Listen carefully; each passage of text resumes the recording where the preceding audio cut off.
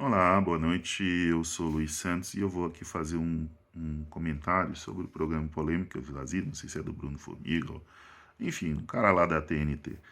Cara, é assim, é muito complicado você da imprensa, porque assim, por mais que o programa seja uma zoeira e tudo, mas você é um jornalista, ou supostamente um comentarista de notícia, alguma coisa assim. Você deve ser um jornalista, né?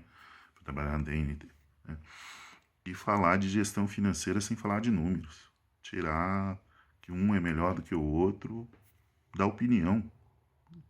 E aí mostrar alguns jogadores que não deram certo do Palmeiras e alguns dos Flamengo falar que os do Palmeiras deram mais certo que o do Flamengo. E do Flamengo teve menos eficiência e que teve mais resultado esportivo, que esse resultado esportivo do Palmeiras teria sido de uma eficiência na gestão. Cara, peraí, vamos com calma. Para já, se você quer falar de gestão, você tem que falar de tamanho de dívida, dos números. Você não pode fugir dos números se você quer falar de gestão financeira ou esportiva. Depois você tem que falar de formação, custo de formação de elenco, faturamento, sócio-torcedor. Eu estou dividindo em tópicos: aporte financeiro e estrutura e títulos. Pois bem, o buraco da onde que o Flamengo estava era muito maior. A dívida do Flamengo é de 741 milhões de reais. Isso dá 2,4 bilhões nos números atuais, ou mais que isso. A dívida do Palmeiras ela era de 287,2 milhões de reais. Né? Ou seja, ela era 258% a menos, alguma coisa assim. Ou seja, o buraco do Flamengo, o Palmeiras estava num buraco, né? E o Flamengo estava num abismo. São comparações completamente absurdas em termos de custo de financeiro, beleza? Aí você vai para a formação de elenco. De onde é que você tirou que a formação do elenco do Palmeiras foi mais eficiente, mais barata? De onde é que você tirou isso, cara? Tipo, da sua opinião, né? Da fonte Águas de Lindóia, a gente brinca muito com isso. Cara, desde o início da parceria da Crefisa com o Palmeiras, a Crefisa contratou, com o Palmeiras, contratou 7, 5 mais 2, 7 times. 77 contratações. 77.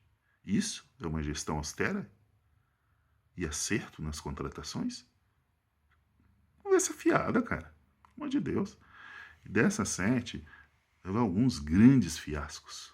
Grandes. Assim, o Dudu foi um acerto. Algumas foram dar certo muitos anos depois. Tá? Mas, assim, 11 aqui foram grandes fiascos, assim, ou foram dar certo muito depois. Borja foi um desastre. Carlos Eduardo, um desastre. Vitor Hugo. Vitor Hugo até que jogou de jeitinho, mas não era um grande aço nem nada disso. Davidson não deu certo, só fez o gol da Libertadores, beleza. Zoeira com o Flamengo, mas não deu certo. Não era titular do Palmeiras. Matheus Fernandes, sei nem quem é. Mike foi dar certo muito depois. Todo mundo xingava o Mike. Zé Rafael também foi dar certo muito depois nas mãos do Abel. Né? Eric, não faça a mínima ideia de quem seja.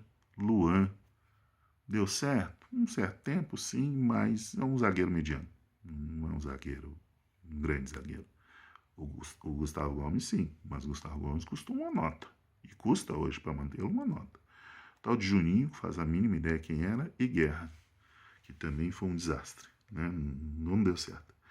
Então, esses são, assim, os grandes, assim, 11 grandes fiascos, assim. E aí você teve alguns que deram mais sucesso, tal do Guilherme Mina e tudo, mas isso é para tirar esse folclore de que foi uma gestão austera, que ganhou mais com um elenco mais fraco. Mentira.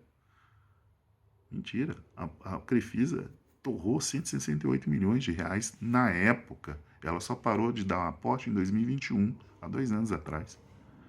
Ou seja, com toda a gestão, que não sei o quê, só foi tirar o andador 2 anos atrás. O Palmeiras começou a andar com as próprias pernas em 2022 e 2023. Porque até 2021 a Crefisa estava dando aporte financeiro nas contratações. Outro aporte financeiro no patrocínio. A camisa do Flamengo e Corinthians valiam 25 milhões. Como o Flamengo estava o Corinthians estava numa fase boa e o Flamengo estava na fase ruim, o Flamengo vendeu por 25 milhões o patrocínio Master e as costas. O Corinthians era só o patrocínio Master. Mas para vender essas propriedades menores era muito difícil, né? No máximo você conseguia 30 milhões. O Palmeiras, a camisa do Palmeiras, do São Paulo, sempre valeu valores próximos. Era 18, no máximo 20 milhões. Então, a Crefisa foi lá, pumba, 80 milhões garantido todos os anos, porque não é só a questão de você vender a propriedade, é você manter o patrocinador. Porque geralmente o patrocinador patrocinava 1 ano, 2 anos no máximo, e no terceiro ano ele já saía fora, né? Já picava a mula. Então não era um dinheiro garantido. E o Palmeiras passou a ter esse dinheiro garantido, esses 80 milhões, durante vários anos, de 2015 para cá, todos os anos. Então era um dinheiro garantido. Você podia contar com aquele dinheiro para fazer contratações. Não dava para fazer isso com o Flamengo, nem com o Corinthians, nem qualquer outro clube, né? Então já tem outro aporte aí em disfarçar de patrocínio, né? Então você teve os 168 milhões da Crefisa, mais o aporte através da camisa, que pagava-se 3 vezes mais o valor de mercado. Então são aportes muito pesados, cara. Só o Paulo Nobre no início já deu um aporte de 35% da dívida. Se o presidente do Flamengo fizesse isso, o Flamengo teria decolado muito antes de 2019, muito antes. Porra, está de zoeira, né? Porque com 250 milhões você começa a fazer ajustes acertos com dívidas trabalhistas. As dívidas trabalhistas, geralmente você consegue um desconto de 40%, 50%. Porra, a dívida do Flamengo cairia muito mais rápido, né? E aí o Flamengo pegou na gestão, ele fez um 360, porque o Flamengo devia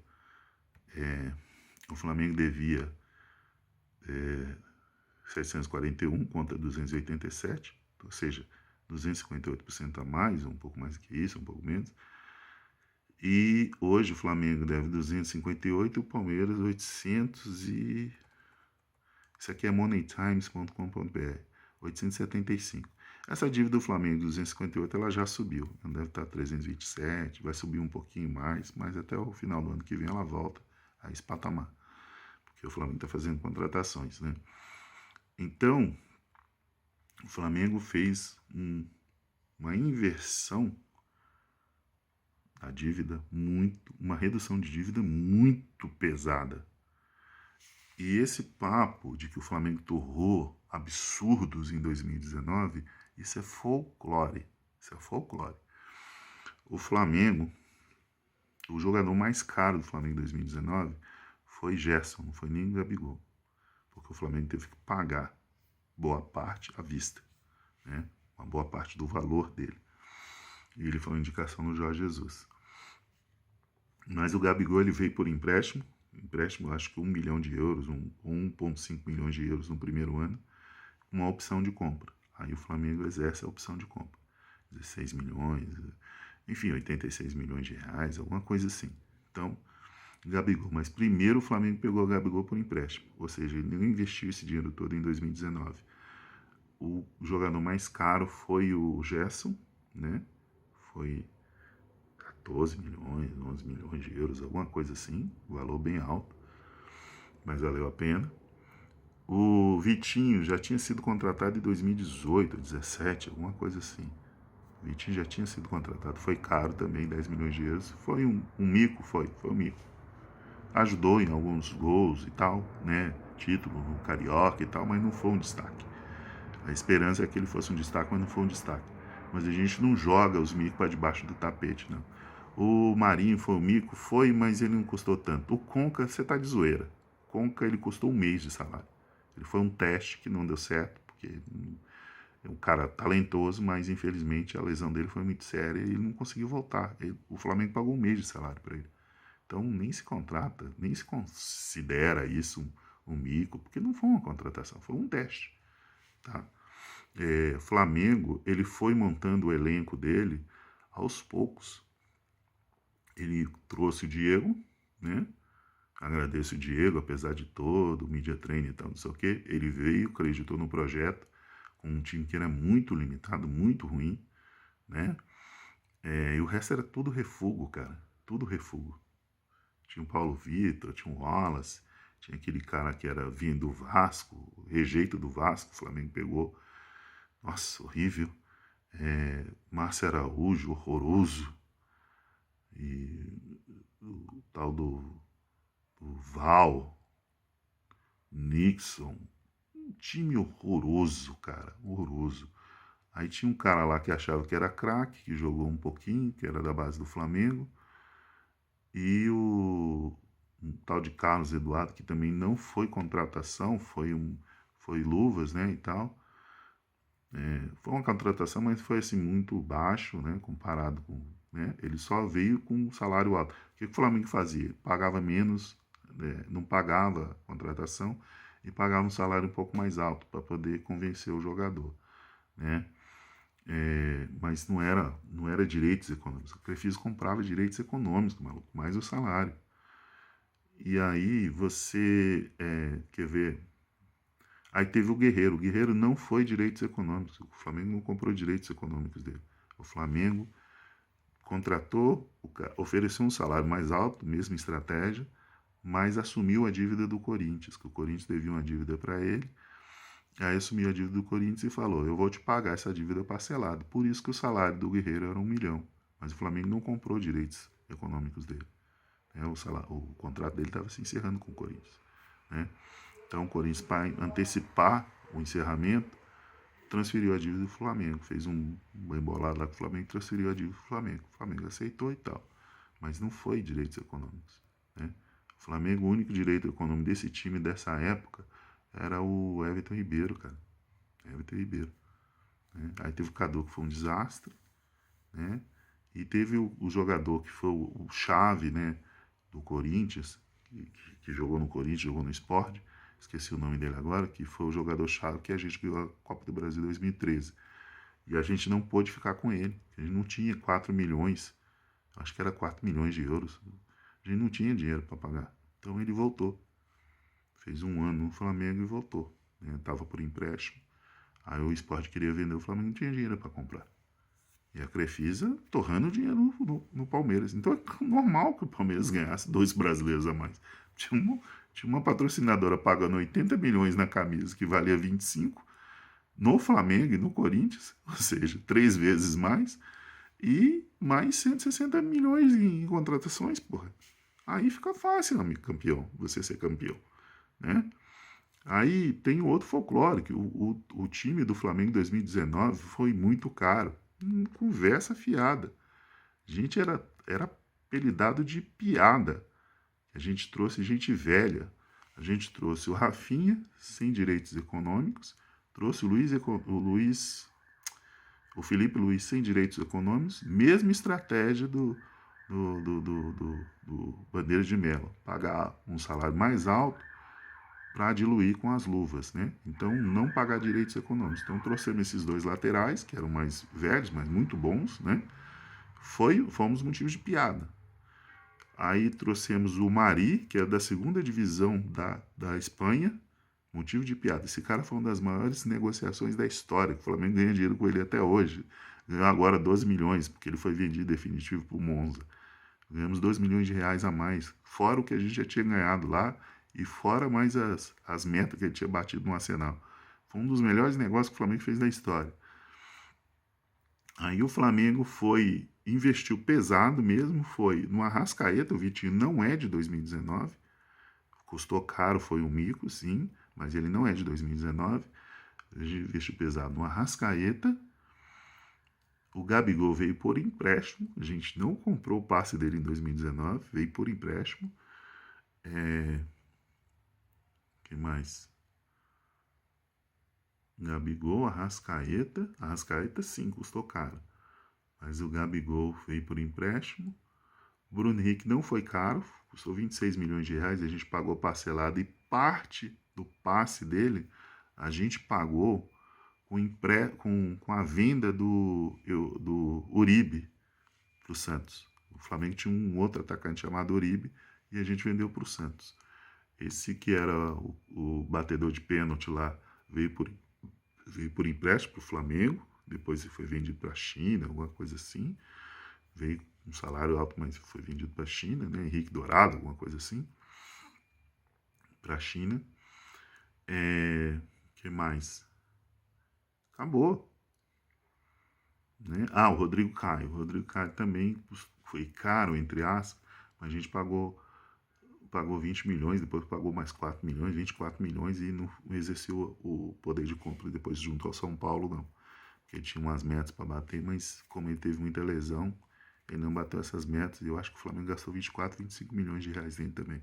Então foram 24, 25 milhões de reais no Rodrigo Caio, foi 6 ou 7 milhões de reais no Gabigol, pagando salário sim alto, mas o primeiro ano a gente não gastou em contratação do Gabigol, a gente só foi pagar no segundo ano, em 2020, já com os prêmios, né, da Libertadores e do Brasileiro. Rafinha não teve direito econômico, o Felipe Luiz não teve direito econômico, Gerson, sim, outra contratação cara, acho que foi 11 milhões de euros, aí com os prêmios, para 14, alguma coisa assim. Mas depois a gente vendeu por 26, né? E depois comprou por 14 de novo, ou seja, ganhou quase 10 milhões de euros no cara, né? Então, Gerson foi caro, o Arrascaeta foi caro, né? Que aí dava aí uns 100 e poucos milhões. O Gabigol não foi caro o primeiro ano, porque ele foi empréstimo. O Rodrigo Caio foi 24 milhões, mas não foi pago tudo de uma vez, também foi parcelado. E acabou. O resto, o Mari foi muito barato, merreca. Depois eu acho que foi vendido por 8 milhões, e mais as metas, e mais não sei o que. Foi um dos zagueiros mais bem vendidos da história. E pronto, cara. Não gastou muito dinheiro o Flamengo para montar a equipe de 2019. Ele foi pagar no ano seguinte. Aí sim, no ano seguinte, teve o aporte do Gabigol e teve o aporte no Pedro. Aí o Pedro também foi 12 milhões de euros. Caro. Mas está pagando até hoje, eu acho que finalizou esse ano, ou ano passado, alguma coisa assim. Então, não, cara, não, o Flamengo não torrou tanto dinheiro na formação do elenco assim, não. O Palmeiras torrou muito mais se você fazer a correção para os dias atuais. No primeiro ano do Flamengo, 2019, não torrou tanto. Aí gastou mais em 2020, mas ele já tinha ganho o prêmio da Libertadores do Brasileiro. Né? Então o Flamengo ele teve que partir de um abismo comparado com o Palmeiras, em termos de dívida. A formação do elenco do Palmeiras foi caríssima. Estourou 168 milhões, mais os 80 milhões em patrocínio, que era mais de 3 vezes mais o valor de mercado da camisa do Palmeiras. Mais de 3 vezes. Então, você botar o andador no cara e você só foi tirar o andador em 2021. Em 2021 você foi tirar o andador. E ainda assim eu considero um andador porque a patrocinadora ela é presidente do Palmeiras. Ela é presidente, então é uma simbiose muito intrínseca. Muito intrínseca. A patrocinadora está dentro do Palmeiras. O patrocinador do Flamengo não, ele está fora do Flamengo. Ele vai lá, aporta o dinheiro, mostra a visibilidade, mas ele não manda porra nenhuma dentro do Flamengo. Né? Então tem essa diferença. Então a formação de elenco que teria sido barata do Palmeiras é um folclore. Faturamento, o Flamengo disparou, né? mais de 1,1 bilhão, 1,150 milhões, né? Disparou. Então o Flamengo pegou a dívida, fez um 360, a dívida era 258% maior do que a do Palmeiras e hoje ela é 200%, 240% menor. É assustador. Né? Sócio torcedor, que supostamente teria sido São Paulo, isso é um folclore e isso me irrita, porque o pessoal de São Paulo acha que São Paulo é o umbigo do universo e que tudo foi inventado em São Paulo. Não. Sócio torcedor é uma criação do Internacional. Tem nada a ver com São Paulo. O Internacional começa isso lá nos anos 2000. E foi o sócio torcedor de mais sucesso do Brasil. Assim, que realmente chamou a atenção foi do Internacional. Foi o primeiro a chegar em 100 mil torcedores. O primeiro. Primeiro. Não tem nada a ver com São Paulo. Aí o São Paulo foi, eu acho que em 2002, e foi e copiou o modelo. Mas foi em São Paulo. Essas são coisas assim que a mídia hegemônica ela vai vendendo. Sócio torcedor é uma criação não é nem do Brasil, né? Mas quem começou aqui, os pioneiros aqui, foi o Internacional, assim, de time grande, né? Direito de transmissão não é. Hoje, se todo mundo ganha direito de transmissão na TV, você dá graças ao Flamengo. O Flamengo foi o primeiro time do Brasil a exigir direito de transmissão. Foi o primeiro time do Brasil. E o primeiro time do Brasil a apresentar balanço financeiro. Então, como é que você quer dar aulas de gestão para um time que ele é o primeiro a dar? Porque a primeira coisa que você tem que fazer na gestão é apresentar o balanço financeiro. Quem fez isso foi o Flamengo. Numa coisa independente. Quem começou a fazer isso foi o Flamengo. Tá?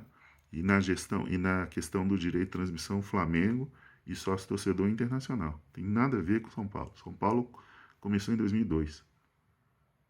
Beleza, foi um dos pioneiros também, mas já existia há 2 anos no Internacional. Não tem nada a ver com São Paulo.